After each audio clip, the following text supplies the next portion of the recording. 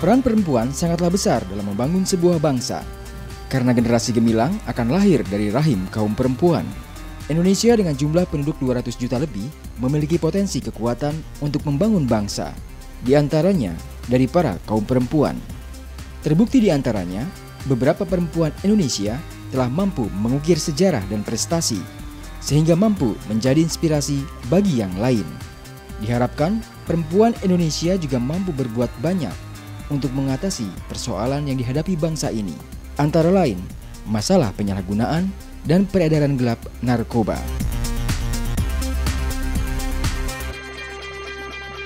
Apa kabar pemirsa hari ini? Kembali saya Indah Stiani menjumpai Anda dalam program Indonesia Bergegas. Bersama kita cegah dan berantas penyalahgunaan dan peredaran gelap narkoba. Pemirsa, perempuan dalam kehidupan berbangsa dan bernegara memiliki pengaruh yang sangat kuat. Di balik kelembutannya, seorang perempuan memiliki kekuatan yang luar biasa. Namun ada kalanya dengan berbagai kondisi yang dialami, kaum perempuan justru menjadi kaum yang sangat lemah dan sangat rentan terhadap ancaman bahaya narkoba. Hal ini mengundang keprihatinan Ibu Linda Amalia Sari sebagai salah satu tokoh perempuan Indonesia, sekaligus sebagai Menteri Pemberdayaan Perempuan dan Perlindungan Anak. Lalu bagaimanakah upaya beliau dalam membebaskan perempuan Indonesia dari jeratan narkoba? Berikut kita saksikan liputannya.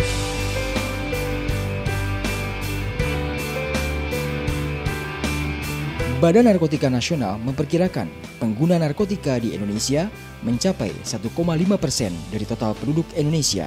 Dari angka tersebut termasuk di dalamnya adalah kalangan perempuan.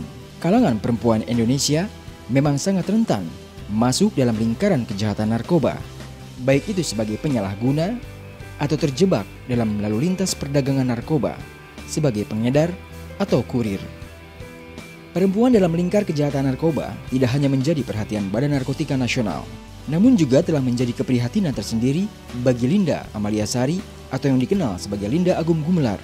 Linda Amalia sebagai salah satu tokoh perempuan Indonesia memiliki harapan dan agenda dalam membebaskan perempuan Indonesia dari jeratan kejahatan narkoba melalui kementerian yang dipimpinnya, Kementerian Pemberdayaan Perempuan dan Perlindungan Anak.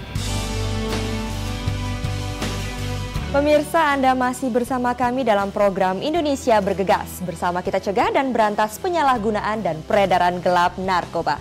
Dan pemirsa, sekarang saya sedang bersama dengan Ibu Linda Amalia Sari, Menteri Pemberdayaan Perempuan dan Perlindungan Anak. Di mana kementerian yang Ibu Linda pimpin ini menjadi salah satu bagian penting dalam upaya pencegahan dan pemberantasan bahaya narkoba. Langsung saja kita berbincang-bincang dengan Ibu Linda Amalia Sari.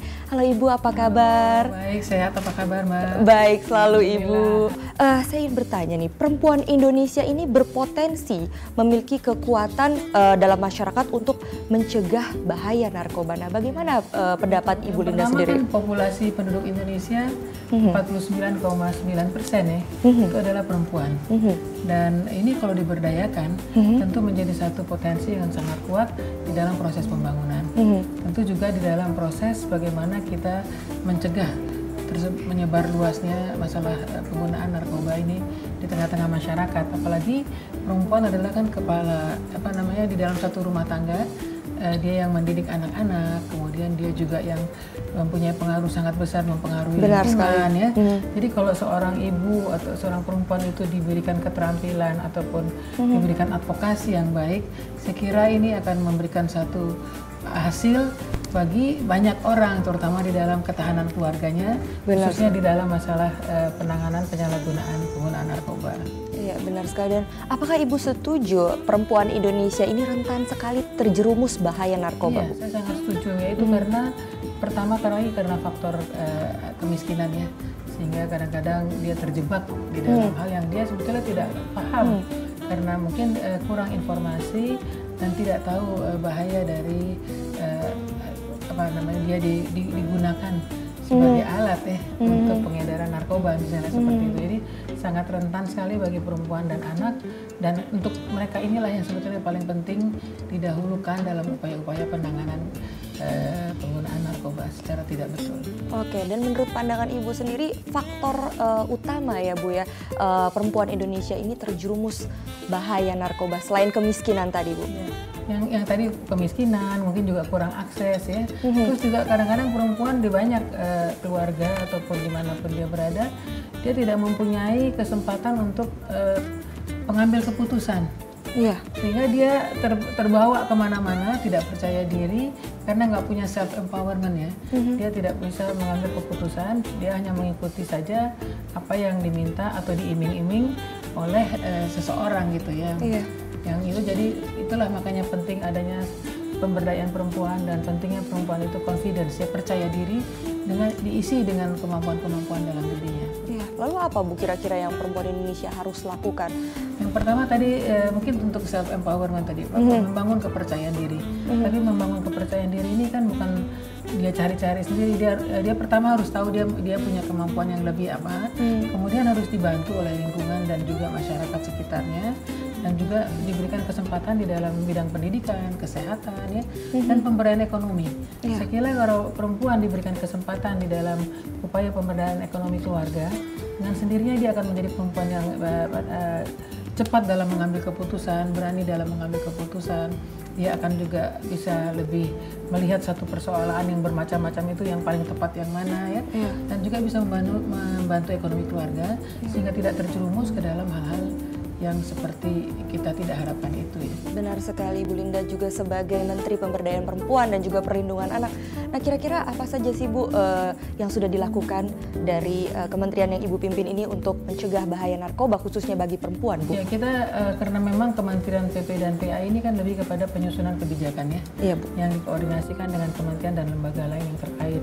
Dan kita melakukan advokasi, monitoring dan koordinasi dengan kementerian lain dan juga untuk daerah, sehingga kami mengeluarkan kebijakan-kebijakan terkait dengan bagaimana pemberdayaan ekonomi perempuan misalnya.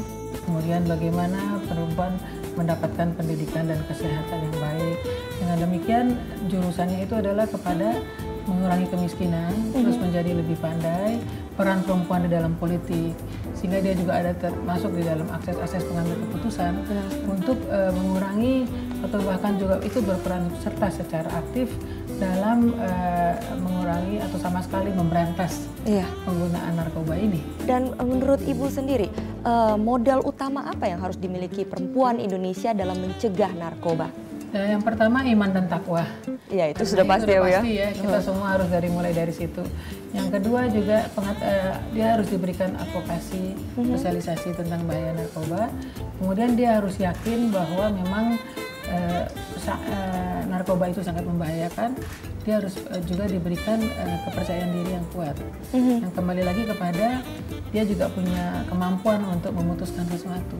Ini kadang-kadang karena tidak ngerti, tidak mampu memutuskan satu dalam keadaan terdesak, akhirnya mereka masuk ke masalah itu. Dan yang selanjutnya juga jangan menjadi perempuan yang konsumtif ya. Saya kira ini salah satu juga yang menjadi pemikiran saya, bahwa kadang-kadang konsumerisme ini menjadi dampak negatif karena ingin mendapatkan sesuatu secara cepat dengan iming-iming yang diberikan oleh seseorang yang memang bertujuan untuk menggunakan perempuan ini dalam tanda kutip sebagai kurir. Iya, benar sekali Bu Linda. Dan Ibu Linda mungkin ada pesan dan kesan untuk perempuan Indonesia yang sedang menyaksikan acara ini untuk dapat mencegah bahaya narkoba, Ibu. Jadi kepada para kawan-kawan saya, saudara-saudara saya, kaum perempuan Indonesia dan anak-anak Indonesia yang saya cintai, saya ingin berpesan di sini bahwa memang bahaya narkotika ini adalah sangat besar sekali dampaknya bagi diri kita, keluarga kita, maupun juga untuk bangsa kita ke depan. Oleh karena itu, saya berharap kita bersama-sama bisa mencegah dan tidak menjadi korban dari penggunaan narkotika ini. Dan tentu kita untuk itu harus belajar, mau mendengar, mau melihat, dan juga peduli kepada teman-teman lain untuk memberikan sosialisasi dan pemahaman tentang bahaya narkotika ini. Terima kasih atas peran ibu-ibu dan titip anak-anak kita supaya menjadi anak-anak yang baik dan generasi penerus bangsa yang mampu untuk eksis di masa depan. Baik, terima kasih sekali Ibu Linda. Suatu pesan yang bagus sekali untuk didengar. Terima kasih atas waktunya Ibu. Ya pemirsa, itu dia tadi bincang-bincang saya dengan Ibu Linda Amalia Sari, Menteri Pemberdayaan Perempuan dan Perlindungan Anak. Semoga saja bincang-bincang tadi dapat bermanfaat bagi kita semua, khususnya bagi perempuan Indonesia agar terhindar dari bahaya narkoba. Tetaplah bersama kami dalam program Indonesia Bergegas. Bersama kita cegah dan berantas penyalahgunaan dan peredaran gelap narkoba.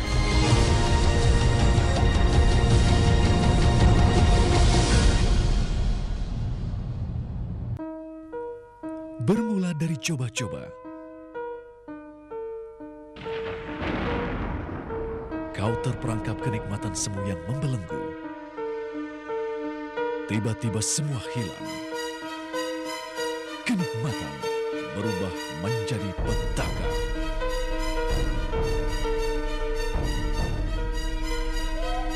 Jangan bersahabat dengan narkoba, dipersembahkan oleh Badan Narkotika Nasional.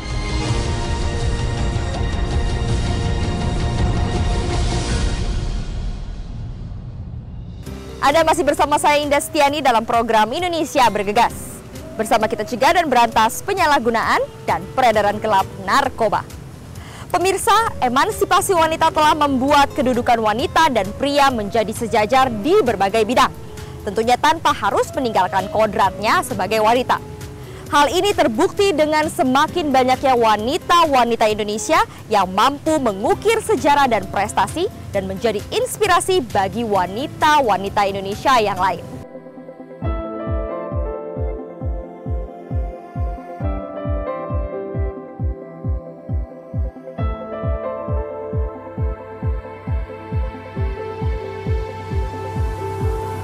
Nova Rianti Yusuf, nama dari sekian banyak sosok perempuan yang turut mewarnai bangsa Indonesia saat ini dengan berbagai karya, kontribusi pemikiran, dan aksi nyatanya untuk masyarakat luas.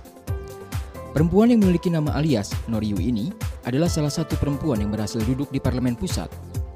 Sebelum masuk ke kancah politik, Nova Rianti dikenal sebagai psikiater, penulis buku, novel, skenario film, juga aktif di berbagai aksi sosial.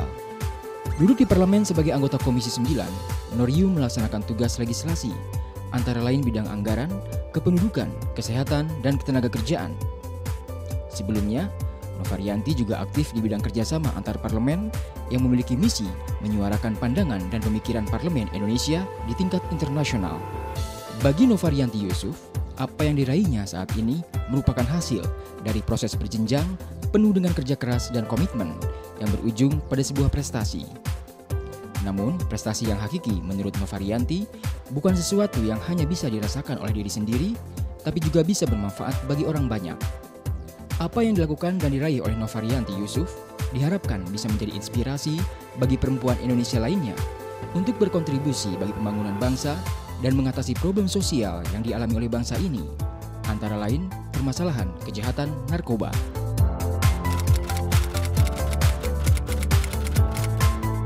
Perempuan Indonesia gitu ya, sebenarnya sudah terjadi seperti itu. Jadi tidak hanya di dunia politik misalnya, saya di dunia kedokteran pun itu sekarang mayoritas lebih banyak perempuan gitu, atau paling tidak yang seperti angkatannya keponakan saya nih, angkatan tahun 2010. Saya tanya berapa banyak yang perempuannya, kebanyakan perempuan ya. Jadi artinya ruang-ruang bagi perempuan untuk berkembang di Indonesia dan untuk berkontribusi dan untuk mengembangkan diri itu sudah bisa dikatakan tidak lagi bersekat-sekat seperti dulu. Pemakaian narkoba itu kan bisa diawali dengan gateway drug, artinya atau gateway habit lah, atau perilaku yang semacam gerbang sebelum dia menggunakan yang lebih berat lagi seperti ganja dan lain sebagainya. Dan ada hal-hal seperti penggunaan alkohol, rokok, itu bisa dikatakan gateway ya, atau gerbang untuk seseorang bisa ke tahap selanjutnya gitu, menggunakan yang lebih berat lagi.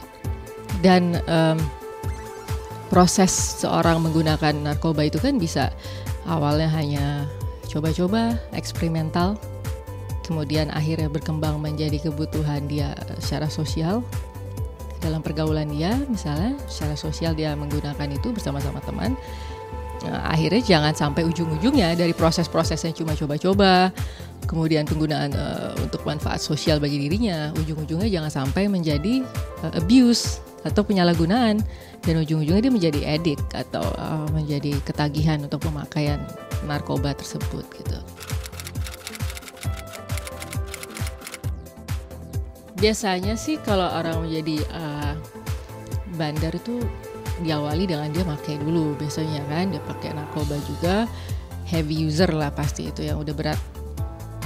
Kemudian ada sebuah tuntutan yang lebih besar, di mana dia mengesampingkan sebuah pemikiran yang apa sih hal yang baik yang bisa dia lakukan untuk sesama manusia. Hal itu udah tidak terlintas dalam pikiran dia karena ada tuntutan yang lebih besar, biasanya ekonomi itu atau kemiskinan gitu kan. Harapan saya sih seperti itu. Jangan sampai ini sebuah degradasi moral. Itu artinya dia tidak butuh-butuh banget tapi ada sebuah keinginan untuk merusak bangsa. Harapannya kan tidak seperti itu kan. Jadi saya sih berpikir ini mungkin kan ada tuntutan ekonomi. Jadi memang harus ada sebuah crash program gitu dari semua pihak yang terkait. Kalau BNN mungkin tugasnya untuk menangani, mencegah supaya tidak terjadi seperti itu. Tapi pada saat yang bersamaan harus ada program sandingan itu untuk masyarakat, untuk tidak menganggap bahwa lebih enak sih bisnis menjadi bandar narkoba. Artinya harus ada bisnis tandingan yang membuat gerakan-gerakan entrepreneurship, gerakan wirausaha dan lain-lain sebagainya gitu. Masalah kepribadian gitu ya, kalau secara psikologinya masalah kepribadian orang tersebut gitu.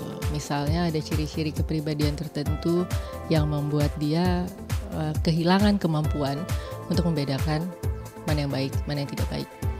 Kemudian juga super egonya mungkin yang tidak terbentuk, dalam arti tidak ada pendidikan yang khusus dari keluarga, dari kecilnya yang menanamkan dia tentang nilai-nilai apa yang baik, apa yang tidak baik, apa yang boleh dilakukan, apa yang tidak boleh dilakukan gitu. Apa yang tidak boleh dilakukan juga untuk merusak orang lain. Kan itu kan sebenarnya nilai-nilai yang ditanamkan oleh keluarga atau lingkungan terdekat dia kepada dia. Saya yakin kalau ada pola asuh yang baik dari kecil sudah cukup kuat dia secara pribadi gitu, secara karakter untuk bisa menolak. Tapi kecuali ada faktor seperti ciri kepribadiannya dia juga itu bisa menentukan. Kalau faktor eksternal tentunya kalau begitu mudahnya seseorang masuk ke dalam lingkar setan itu, ya artinya ini tugas berat kan untuk BNN sebenarnya. Makanya dia harus memberantas narkoba itu tidak hanya memberikan edukasi kan tentang dampak. Kalau dia sudah paham tentang dampak dari pemakaian narkoba, otomatis ada sebuah filter dalam dirinya gitu. Saya tidak mau pakai itu, saya tidak mau kena dampak itu. Perempuan mempunyai peran yang sekarang, apalagi perempuan banyak yang multitasking ya, di rumah berperan, dia berkarir juga. Nah, kalau misalnya sebagai ibu rumah tangga, otomatis dari proses